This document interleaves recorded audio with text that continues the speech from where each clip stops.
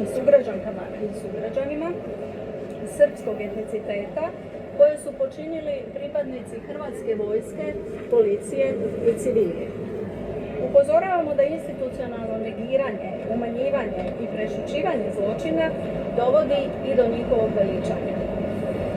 Naime, za vrijeme i nakon operacije Oluja spaljeno je više od 22.000 kuća, a oko 200.000 ljudi bilo je prisiljeno napustiti svoje domove.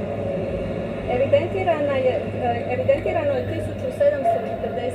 1747 žrtava srpskog etniciteta i 466 žrtava hrvatskog etniciteta.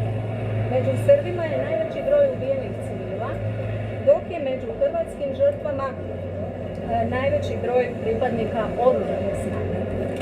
Većina počinjenih zločina nije istražena ni procesuirana. Naprotiv, svjedočimo relativizaciji i pretvaranju prošlosti u nacionalni mit. To produbljuje društvene podjele, potiče nacionalizam i stvara prostor za opravdavanje nasilja. Akcijom danas podsjećamo i na mjestima u kojima su zločini počinjeni, ali i na to da institucije u Hrvatskoj još uvijek nisu sustavno utvrdile činjenice o tim događajima. Oslobađajuća presuda Haškog